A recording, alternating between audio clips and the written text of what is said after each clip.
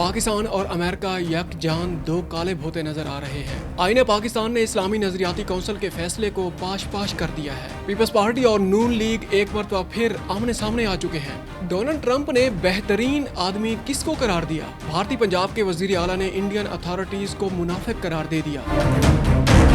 السلام علیکم ناظرین، میں ہوں فہد حمدانی، آپ کو ڈیجیٹل پلیٹ فارم پر خوش آمدید کہتے ہیں۔ آج کے ولاگ میں سب سے پہلے ہم وہ بات کریں گے جس کی وجہ سے پاکستان کے پوری دنیا میں بڑا ایک نام بن گیا ہے۔ پاکستان کا جس طریقے سے امریکہ میں جس طریقے سے اس کو ویلکم کیا گیا ہے، ڈونلڈ ٹرمپ نے اوول آفس میں فیلڈ مارشل سید عاصم منیر اور شہباز شریف کو جس طریقے سے اس نے ویلکم کیا ہے، اس نے پاکستان کو ایک مرتبہ پھر وہ مقام دلا دیا ہے کہ وہ کہتے ہیں نا کہ ایک پاکستان ایک گولڈن ایج کی سٹیج پر آ چکا ہے۔ اسی لیے اس خبر کو تھوڑا سا ہم کور کر لیتے ہیں، کیونکہ کچھ دیر پہلے 2 گھنٹے پہلے یہ جو ملاقات ہوئی ہے، 2 سے 3 گھنٹے پہلے، اس وقت ہم نے ایمرجنسی میں ایک کیجول سے ہم نے ولاگ بنایا تھا اور وہ آپ کے سامنے ہم نے وہ اپلوڈ بھی اس کو کر دیا ہے۔ اور یہ ہے کہ اس خبر کے بارے میں مزید جو تفصیلات ہیں وہ بھی اور بھی سامنے آ رہی ہیں، جس میں ڈونلڈ ٹرمپ نے ہر حال میں ہر اینڈ پر پاکستان کی تعریف کی۔ حالانکہ ڈونلڈ ٹرمپ بڑے بزنس مین ہیں، وہ کسی کی تعریف آسانی سے نہیں کرتے، اور یہ ہے کہ وہ ان کو راضی کرنا، کیونکہ وہ ان کو راضی کرنا اور ان کو اپنی رائے کے ساتھ اس کو چلانا، ان سے کوئی بات منوانا بہت بڑا مشکل کام ہے، بڑا جان جوکھوں کا کام ہے۔ اسی وجہ سے یہ جو ملاقات رہی ہے، یہ جو ایک ہائی سٹیکس وہ جو میٹنگ ہوئی ہے، جو ہینڈ شیک ہوا ہے، جس طریقے سے پاکستان کی تعریف کی گئی ہے، پاکستان کے خاص کر فیلڈ مارشل سید عاصم منیر کو ایک گریٹ مین اور گریٹ فیلڈ مارشل کا نام ان کو دیا گیا، ان کو بڑا ایک عظیم شخص کہہ کر پکارا گیا ہے ڈونلڈ ٹرمپ کی طرف سے، اور پرائم منسٹر شہباز شریف کی بھی اسی طرح ہی تعریف کی گئی ہے۔ اچھا، اس کے ساتھ ساتھ اور جو ابھی تک جو خبریں سامنے آ رہی ہیں، کیونکہ تب وہ ڈیٹیل سامنے نہیں آئی تھی، اب جو ڈیٹیل سامنے آ رہی ہیں اس میں یہ ہے کہ ڈونلڈ ٹرمپ نے باقاعدہ طور پر پاکستان کو اپنا ایک اتحادی کے طور پر ان کو کنسیڈر کیا ہے۔ اب یہ ایسا لگ رہا ہے کہ پاکستان اب امریکہ کے جو تعلقات ہیں، جو ایک تاریخی جو تعلقات ہیں، وہ بہت زیادہ قریب ہوتے جا رہے ہیں، اور پاکستان جس طریقے سے امریکہ اور پاکستان کے تعلقات کی یہ جو سٹیج آئی ہے، اب یہ دیکھتے ہیں کہ خطے کے اندر کیا تبدیلی ہے، کہ خطے کے اندر جو امریکہ کے جو پہلے سے جو اس کے اتحادی ہیں، جس طرح انڈیا ہے، یا پھر مشرق وسطیٰ میں سعودی عرب اور پاکستان کی جو ڈیل ہوئی ہے، جو ڈیفنس ایگریمنٹ جو ہوا ہے، اس میں باقی جو خطے میں ان کے جو وہ ہیں اتحادی ہیں امریکہ کے، ان کے تعلقات پہ کیا اثر پڑے گا۔ لیکن یہاں پر ایک بڑی ایک اہم ڈیولپمنٹ سامنے یہ آئی ہے کہ ڈونلڈ ٹرمپ نے اس معاہدے کے کوئی خدشات ظاہر نہیں کیے۔ اس کا مطلب یہ ہے کہ انہیں کوئی اعتراض نہیں ہے، انہیں اس چیز کا بالکل بھی، وہ برملا یہ کہہ بھی چکے ہیں کہ جناب ہمیں اس چیز کا اسرائیل کو ہم ایون کہ اسرائیل کا یہ جو لیٹسٹ ڈیولپمنٹ ہم آپ کے سامنے رکھنے لگے ہیں، اس میں ڈونلڈ ٹرمپ نے باقاعدہ طور پر یہ بیان جاری کیا ہے کہ جو مغربی کنارہ ہے، جس کو ویسٹ بینک جس کو کہتے ہیں، اس پر بھی قبضہ نہیں کرنے دیں گے۔ اس کا مطلب یہ ہے جو گریٹر اسرائیل کا جو معاملہ ہے، جس کے اندر جو سعودی عرب ہے، متحدہ عرب امارات ہے، قطر ہے، باقی جو گلف کنٹریز ہیں، وہاں تک جو گریٹر اسرائیل کی وہاں تک سرحدیں پھیل جائیں گی۔ اس کا مطلب یہ ہے کہ امریکن جو پولیٹیکل اسٹیبلشمنٹ ہے یا ملٹری اسٹیبلشمنٹ ہے، مطلب پینٹاگون، وہ گریٹر اسرائیل کا جو منصوبہ ہے اس کو آسانی سے اس طرح ایکسپینڈ نہیں ہونے دے گا، اس کو عملی جامع نہیں پہنچانے دے گا۔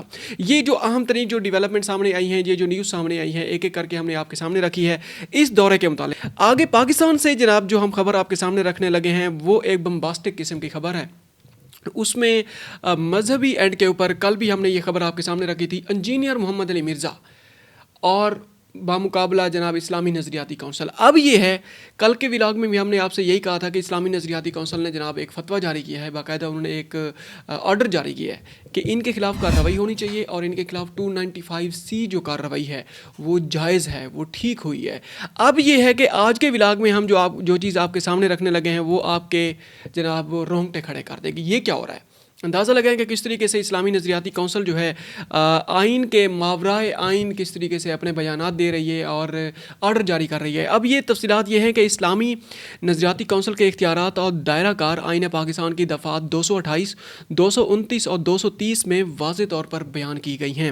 اختیارات کی وضاحت تھوڑی ہم کر کے آپ کے سامنے رکھ لیتے ہیں، کیونکہ یہ بہت بڑا کیس ہے پاکستان میں، بڑا ایک ہائی سٹیکس قسم کا یہ کیس ہے، اور یہ ہے کہ اس میں انسانی حقوق کی جو پامالی جس طریقے سے بظاہر ہوتی نظر آ رہی ہے، اس وجہ سے اس کے اوپر تھوڑا سا ہمیں تفصیل میں جانا بڑا ضروری ہے۔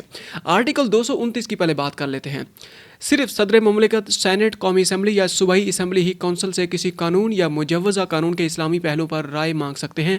किसी फ़र्द या इसके फ़ेल के बारे में राय लेने का इख्तियार नहीं है। इसका मतलब यह है कि ये जो कानून ने बयान दिया है वो अपनी मर्ज़ी से उन्होंने दिया है, तो वो कानून के मुताबिक नहीं है, वो आइन के मुताबिक नहीं है। अच्छा, ये आर्टिकल 229 की हमने तशरीह की आपके सामने। आर्टिकल 230 की अगर बात की जाए, कौंसल की ज़िम्मेदारी सिर्फ यही है कि वो ये बताए कि कोई कानून इस्लामी तालीमात के मुताबिक है या नहीं। कौंसल कोई अदालती इख्तियार नहीं रखती, ना ही वो किसी फ़र्द या जुर्म के मुतालिक फ़ैसला या फतवा जारी कर सकती है। इसका मतलब यह है कि ये भी पॉइंट उनके कल का जो फ़ैसला हुआ है उसके ऊपर ये लागू नहीं होता। अच्छा, कौंसल के पास क्या इख्तियारात नहीं हैं। अच्छा, आगे हम ये पढ़ते हैं कि ये ना किसी फ़र्द की तहकीक या तफ्तीश में राय देने का इख्तियार रखती है, न किसी तहकीकी इदारे मसलन FIA या साइबर क्राइम यूनिट को मशवरा देने का इख्तियार है इसके पास, न वो किसी फ़र्द के अमल या नज़रिए को अदालती हैसियत से इस्लामी या गैर इस्लामी करार दे सकती है जब तक उसका ताल्लुक़ किसी कानूनी मुसव्वदे या पॉलिसी से ना हो। मतलब ये जो तारीफ़ हमने उनकी तशरीह जो आपके सामने रखी है, इसके ऊपर एक भी पॉइंट जो उन्होंने कल जो तकरीबन 10-15 वो जो पॉइंट का वो तराशा सा है, आपको हम आपके साथ शेयर भी कर देंगे, उसको आप पढ़ के देखेंगे कि तो एक भी इन कवानीन, इन आर्टिकल्स के ऊपर पूरा नहीं उतरता। अच्छा, लिहाजा अगर किसी ज़ेर तफ्तीश शख्स जैसे कि इंजीनियर मोहम्मद अली मिर्ज़ा के बारे में इस्लामी नज़रियाती कौंसिल ने राय या फतवा तलब किया गया है तो ये आइनी और कानूनी दायरा कार से बाहर है। इसका मतलब ये है कि कल जो उन्होंने वो किया है उसको बाकायदा तौर पर आइनी दायरा कार में उसको नलीफाई करार दिया जा सकता है, नलीफाई किया जा सकता है आसानी के साथ। ऐसा कोई अमल मावराए आइन और कानूनी तौर पर चैलेंजेबल हो सकता है। अब ये है कि हमने कानूनी तौर पे इसको थोड़ा सा एक टच दिया है और इसलिए हम इसकी तैयारी भी हमने की है। ये जो डेटा है हमका आपके सामने भी हम शेयर कर देंगे, आप खुद इसको टैली भी कर सकते हैं कि क्या वाकई आइनी तौर पर ये बातें वहाँ पर डिक्लेयर्ड हैं, ऐसा कहा गया है या नहीं कहा गया बाकायदा तौर पर। अच्छा, इस केस के मुतालिक जो मुफ्ती तारिक मसूद जो कि मौलाना इसके इंजीनियर मोहम्मद अली मिर्ज़ा के बड़े नाक़िद तस्वुर किए जाते हैं, उन्होंने बड़ा एक बयान जारी किया। उन्होंने कहा है कि ये जो बयान उन्होंने जारी किया है, क्या अदालत के अंदर क्या वकील इसको कोर्ट नहीं करेगा, क्या जज इस पर बात नहीं करेगा, और क्या जो अदालती निज़ाम है वो इसको किस तरीके से देखेगा। क्या वो जो ये जो अल्फाज दोहराने पर इंजीनियर मोहम्मद अली मिर्ज़ा के ऊपर जो दफ़ात लागू की गई हैं, उनके बाद 295C लगाया गया है, क्या उस वकील पर या उस जज पर या उन इदारों पर भी ये लगाया जाएगा या नहीं लगाया जाएगा। अंदाज़ा लगाएं ये कितना बड़ा वैलिड पॉइंट है। अगर इसको एक मरतबा दोहराने से ही अगर 295C लग जाती है और इस्लामी नज़रियाती कौंसल जनाब अपना फतवा जारी कर देती है। खैर, इसके ऊपर मज़ीद भी हम बात करते रहेंगे जो जो डेवलपमेंट हमारे सामने आएंगी।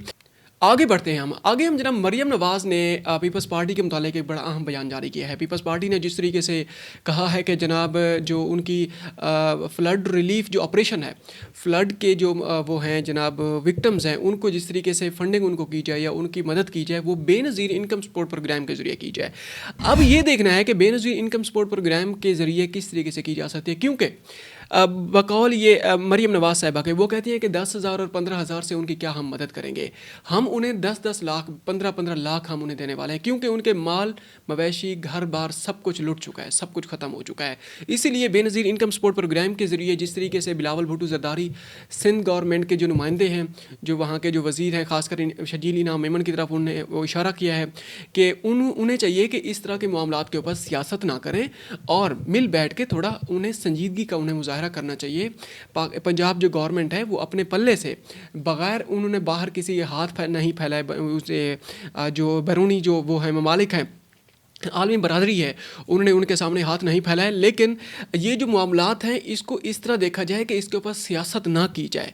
क्यों? सिंध में अगर सैलाब आया है तो हमने उस पर सियासत नहीं की और बाकायदा तौर पर हमने उसको सिंध के साथ हम खड़े हुए हैं। पंजाब के अंदर बहुत ज़्यादा सैलाब आया है, पंजाब में ख़ासकर जनूबी पंजाब में जिस नेचर का सैलाब आया है, बेनज़ीर इनकम सपोर्ट प्रोग्राम के ज़रिए उसकी किसी तौर पर भी वो उससे उनकी मदद करना या उनको वहाँ उनके ज़रिए उनको फ़ंड ट्रांसफ़र करना, ये मतलब ये है कि मुनासिब भी नहीं है। ये हमें भी यही लग रहा है, ये एक नॉर्मल सी बात है। 10-15 हज़ार के ज़रिए आप उनकी क्या मदद करेंगे।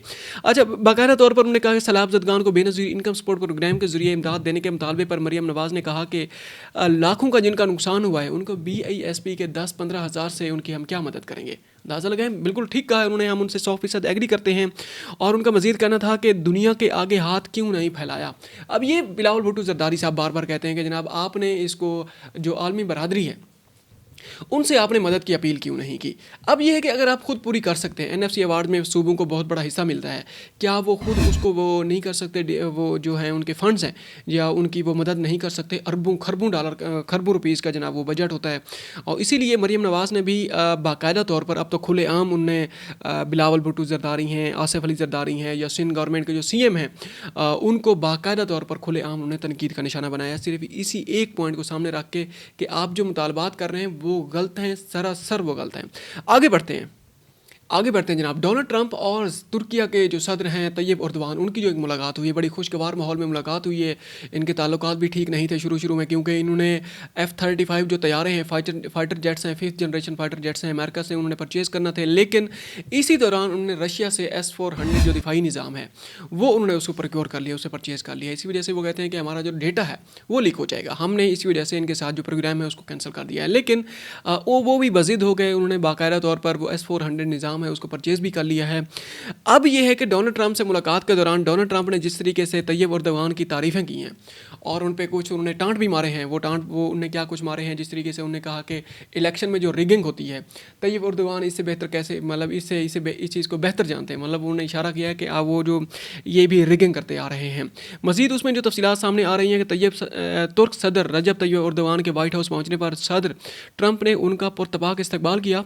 बारज़ा वन ऑन वन मुलाकात से कबल तुर्क सदर के हमरा मीडिया से बात करते हुए ट्रंप ने उन्हें बेहतरीन आदमी करार दिया और कहा कि सदर एर्दोगान बहुत मजबूत शख्स हैं और अपनी एक मजबूत राय रखते हैं। मुझे आमतौर पर ऐसे लोग पसंद हैं, लेकिन इन्हें मैं पसंद करता हूँ।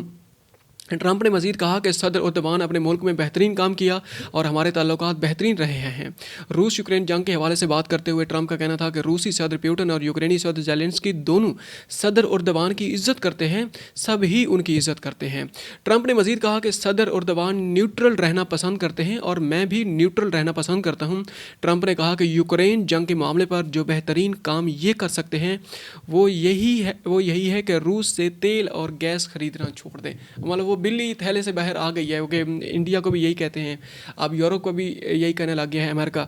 अब ऐसा जनाब उन्होंने उसकी बात भी उन्होंने करना शुरू कर दिया था ये एर्दोगान से। अब अच्छा, इसी के ऊपर उन्होंने एक और बात भी की है शाम के हवाले से।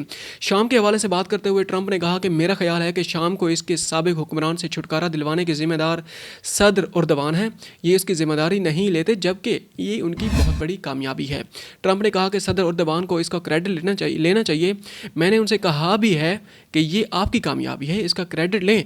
आप 1000 साल से शाम हासिल करना चाहते थे और आप इसमें कामयाब हो गए। ये बड़ी एक हैरानकुन खबर है कि ये कैसी खुलेआम जनाब ये बातें करने लगे हैं। अच्छा, एक और ख़बर आपके सामने रखते हैं इंडिया और पाकिस्तान के मुतालिक। इंडिया में सिख यात्रियों के जिस तरीके से दरवाजे बंद कर दिए गए हैं, खासकर इंडिया और पाकिस्तान की जो जंग हुई है, रिसेंटली जंग हुई है, उसके बाद इंडिया और पाकिस्तान के दरमियान मैच तो हो सकता है और यह है कि सिर्फ ठीक है हाथ नहीं मिला सकते, लेकिन यह है कि मैच हो सकता है, लेकिन जो सिख यात्री हैं इंडिया से पाकिस्तान नहीं आ सकते। अब इसके ऊपर जनाब जो सिख जो कम्युनिटी है इंडियन पंजाब की और पाकिस्तान के एंड पे जो सिख यात्री हैं उनमें बड़ा गम और गुस्सा पाया जाता है। मोदी हुकूमत की हठ धर्मी के बायस हज़ारों सिख बाबा गुरु नानक के जन्मदिन तकरीबात में हाज़िरी से महरूम रहेंगे, ये कहना था जनाब इंडियन पंजाब के जो वज़ीर आला हैं भगवत मान साहब। उन्होंने कहा कि भारतीय हुकूमत के फैसले के बायस हज़ारों सिख बाबा गुरु नानक की बरसी के बाद उनके जन्मदिन की तकरीबात में हाज़िरी से भी महरूम रह जाएंगे। सिख बरादरी ने दिल्ली सरकार के फैसले को बुनियादी हकूक़ की खिलाफवर्जी करार दे दिया, जबकि भारतीय सहाफ़ियों ने भी इसे मोदी सरकार का दोगलापन करार दे दिया है। भारतीय पंजाब के वज़ीर आला भगवत मान पहले ही कह चुके हैं कि भारतीय हुकूमत का अजीब दोहरा म्यार है, पाकिस्तान अदाकारों के फिल्म रिलीज़ नहीं करते, लेकिन भारतीय टीम पाकिस्तान टीम से मैच खेलती है और हाथ भी नहीं मिलाती। अब यह इसमें कोई शक नहीं है, हानिया आमिर और ये दिलजीत दोसांझ की वो एक मूवी आई है, उसको बाकायदा तौर पर इंडियन वो जो अथॉरिटीज़ हैं उन्होंने उसको बैन कर दिया कि ये रिलीज़ नहीं होगी। उन्होंने कहा कि दूसरी तरफ सिखों को करतारपुर जाने की इजाज़त नहीं दी जाती। भारतीय हुकूमत अपने फ़ायदे के लिए और पैसा कमाने के लिए सारे काम करती है। इसका मतलब यह है कि उन्होंने डायरेक्ट उन्हें इशारा दिया है एशिया कप की तरफ। एशिया कप में जिस तरीके से इंडिया और पाकिस्तान का मैच तो हो सकता है, ठीक है हाथ नहीं मिलाया, लेकिन हाथ मिलाया गया है ना, जिस तरह पांड्या ने पाकिस्तानी अंपायर से हाथ मिलाया है ना, लेकिन आप उसको कह सकते हैं कि पाकिस्तानी अंपायर तो ठीक है, वो ICC का अगर अंपायर है, लेकिन रूट्स तो पाकिस्तानी है ना, वो कोई भी हो सकता है, पाकिस्तानी अंपायर भी है ना, उससे अगर उसने हाथ मिलाया, इसका मतलब ये है कि Pandya Pakistani team Indian team के कप्तान भी रह चुके हैं, तो उन्होंने अगर हाथ मिलाया है तो ये बात, इसका मतलब ये है कि उनको जो इंस्ट्रक्शंस दी गई हैं वो उस पर पूरा नहीं उतरे। अब तक के लिए इतना ही, मिलते हैं एक और व्लॉग में। थैंक यू वेरी मच, अपना ख्याल रखिएगा और हो सके तो हमारे चैनल का भी ख्याल रखिएगा। अस्सलाम वालेकुम।